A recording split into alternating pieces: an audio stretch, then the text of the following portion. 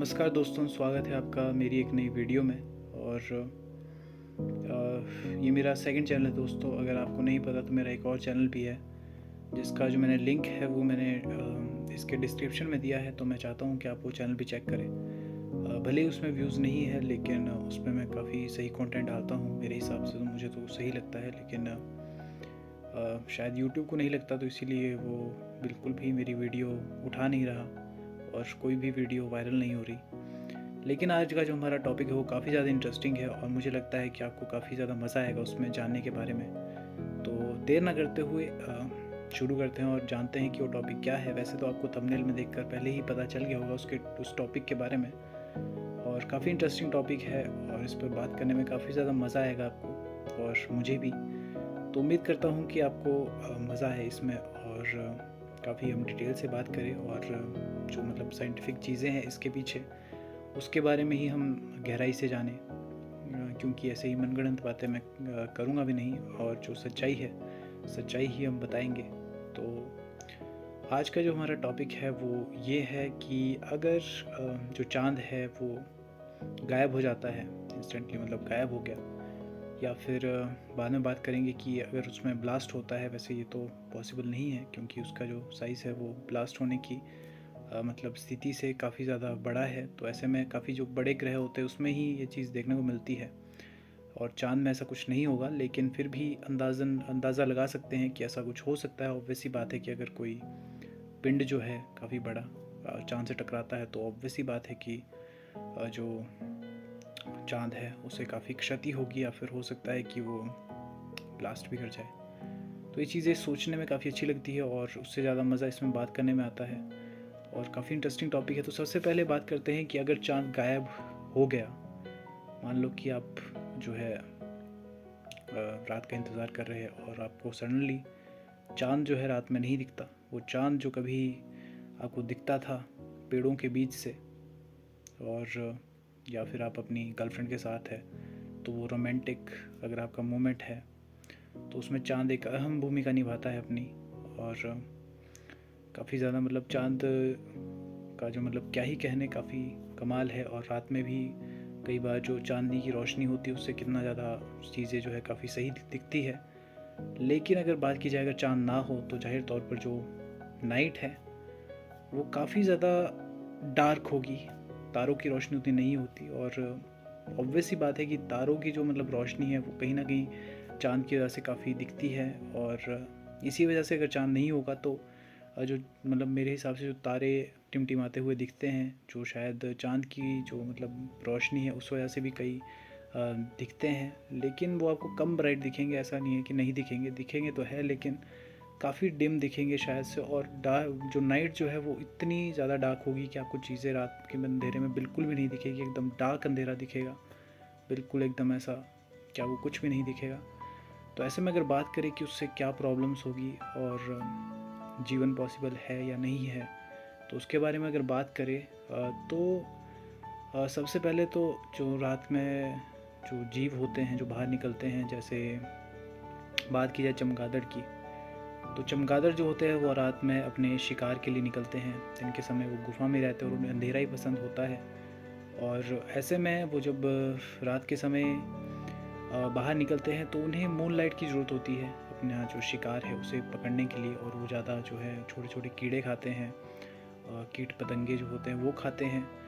तो ऐसे में जब वो बाहर निकलेंगे तो चाँद नहीं होगा, तो ऑब्वियस सी बात है कि वो शिकार नहीं कर पाएंगे, उन्हें काफ़ी ज़्यादा उससे दिक्कत आएगी।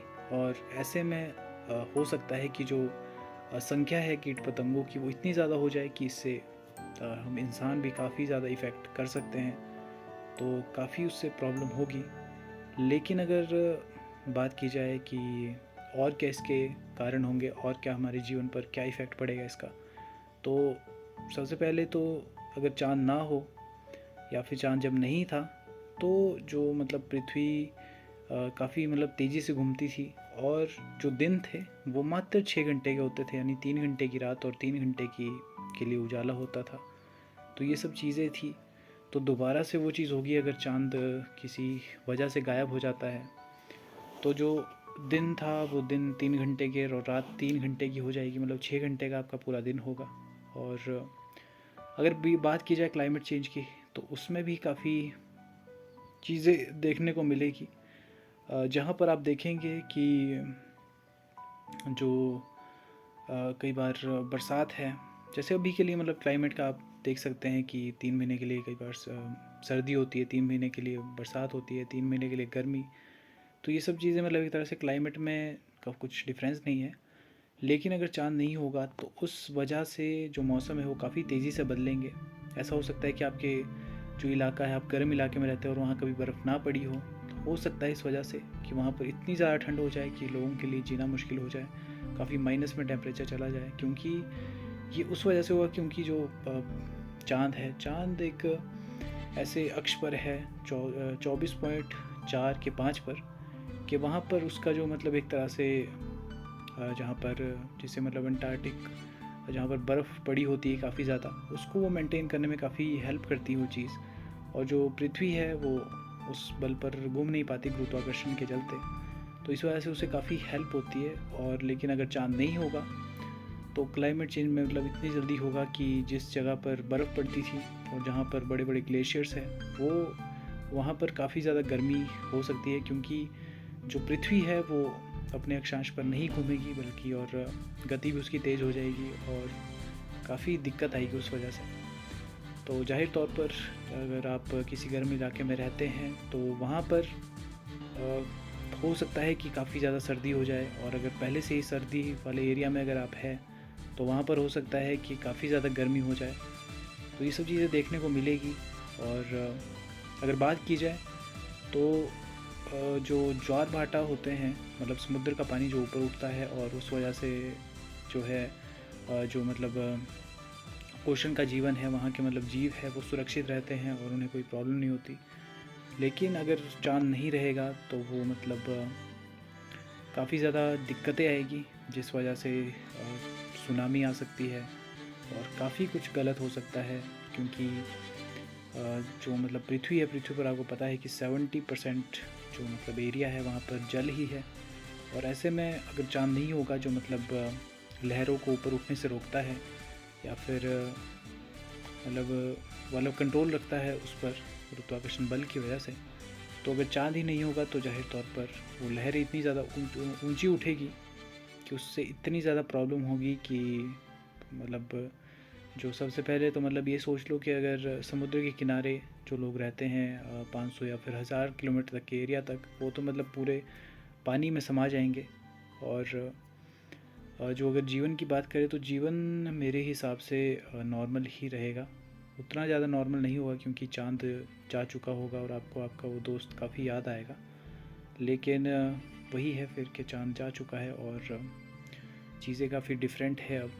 और क्लाइमेट चेंज हो रहे हैं काफ़ी, आपको मतलब अजीब लगेगा एकदम से सडन, आपको मतलब ऐसा लगेगा कि मतलब कितनी ज़्यादा आपकी जीवन में प्रॉब्लम्स क्रिएट हो गई है और अब हमारा वो साथी हमारे बीच नहीं है। लेकिन अगर बात की जाए तो पृथ्वी मतलब ऐसे नहीं कि ख़त्म हो जाएगी, और क्योंकि पहले भी जब पृथ्वी बनी थी तो उस समय भी चाँद नहीं था। चाँद जो है बाद में ही, अगर एक मैंने स्टडी की थी और स्टडी में देखा था, तो मतलब बहुत से लोग मतलब वही मानते हैं उसी थ्योरी को। तो सबसे पहले जब पृथ्वी बनी थी तो उस समय एक बहुत ही बड़ा जो मतलब उल्का पिंड था, और वो जो है पृथ्वी से टकरा गया था और काफ़ी उससे नुकसान हुआ था।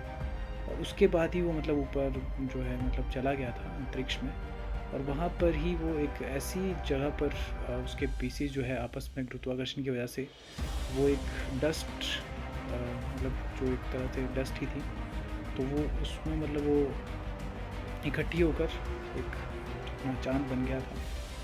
और वही डस्ट का एक पिंड जो है आज मतलब वो जो हम देखते हैं, तो वही चीज़ थी। इसके बारे में मैंने अच्छे से नहीं पढ़ा इसलिए मैं बता नहीं पा रहा, लेकिन आप समझ गए वो उम्मीद करता हूँ, क्योंकि काफ़ी ज़्यादा उसमें ऐसा दे रखा था जो समझ नहीं आया। लेकिन यही चीज़ थी। और उससे पहले मतलब यही था पृथ्वी पर कि इंसान तो शायद नहीं थे उस समय, क्योंकि शुरुआती दौर था आज से शायद 2 या 3 अरब साल पहले, जब पृथ्वी शायद नई नई बनी हुई थी। उस समय डायनासोर्स थे, और अगर बात की जाए अगर कि मतलब और क्या इम्पैक्ट पड़ेगा इससे, तो बहुत सी प्रजातियाँ लुप्त हो जाएगी, क्योंकि कई प्रजातियाँ ऐसी हैं जो मतलब चाँद की रोशनी पर ही या फिर चाँद पर ही अपनी पूरी तरह से फोकस्ड है, मतलब उस पे ही निर्भर है। अगर चाँद नहीं होगा तो उससे काफ़ी प्रॉब्लम्स होगी, क्योंकि अभी जो रात के समय में कई जानवर बाहर निकलते हैं तो उन्हें मून लाइट की ज़रूरत होती है अपना शिकार पकड़ने के लिए, तो वो तो ऐसे ही ख़त्म हो जाएंगे। और संख्या काफ़ी ज़्यादा जो कीट पतंगे हैं, छोटे छोटे कीड़े, उनकी संख्या इतनी ज़्यादा बढ़ जाएगी कि वो मतलब इंसानों को काफ़ी ज़्यादा प्रॉब्लम्स देंगे, और उससे आपको काफ़ी ज़्यादा मतलब प्रॉब्लम होगी, तो वो हो जाएगा। और बात की जाए इंसानों पर इम्पैक्ट, तो इंसानों पर इम्पैक्ट मौसम का काफ़ी ज़्यादा पड़ेगा, क्योंकि जो टेम्परेचर है वो पहले से अगर जो मतलब टेम्परेचर अभी के लिए अगर आप जहाँ रहते हैं तो वहाँ पर 25 डिग्री है, तो वही टेम्परेचर हो सकता है कि एकदम से ही क्लाइमेट चेंज हो जाए। जैसे अभी आप का मतलब ऐसा है कि अभी बरसात का मौसम है, और हो सकता है कि अगले ही दिन या फिर 3 या 4 दिन बाद अचानक से इतनी सर्दी हो जाए, मतलब सर्द गर्म होता रहेगा काफ़ी ज़्यादा, उससे काफ़ी बीमारियाँ होगी, जो मतलब जीवन जो है अस्त व्यस्त हो जाएगा। और आपका जो कैलेंडर है वो भी मतलब एक तरह से पूरी तरह से ही, क्योंकि 6 घंटे के दिन मतलब पूरे ही 6 घंटे के ही दिन रात हो रहे हैं, 3 घंटे दिन है, 3 घंटे रात है, तो उस वजह से जो आपका कैलेंडर है, कैलेंडर पूरी तरह से बिखर चुका होगा, क्योंकि बिल्कुल एकदम से चीज़ें ही डिफरेंट हो गई है। आपको वो सपने जैसा लगेगा, लेकिन वो हकीकत होगी उस समय। तो चाँद का मतलब मैं मानता हूँ कि उतना ज़्यादा इम्पैक्ट नहीं होगा जितना सूरज का था। सूरज की वजह से तो मतलब पूरा ऐसा था कि खात्मा ही हो गया था, क्योंकि वही है, सूरज का ही गुरुत्वाकर्षण बल इतना ज़्यादा है कि उसने ही अपनी तरफ 8 ग्रह खींच रखे हैं। और अगर सूरज नहीं होगा तो फिर जाहिर तौर पर जो पृथ्वी है वो तो फिर मतलब गैलेक्सी से ही बाहर निकल जाएगी, और अंतरिक्ष में एक खोए हुए बच्चे की तरह भटकती रहेगी बड़े से बड़े, और हो सकता है कि ब्लैक होल की चपेट में आ जाए।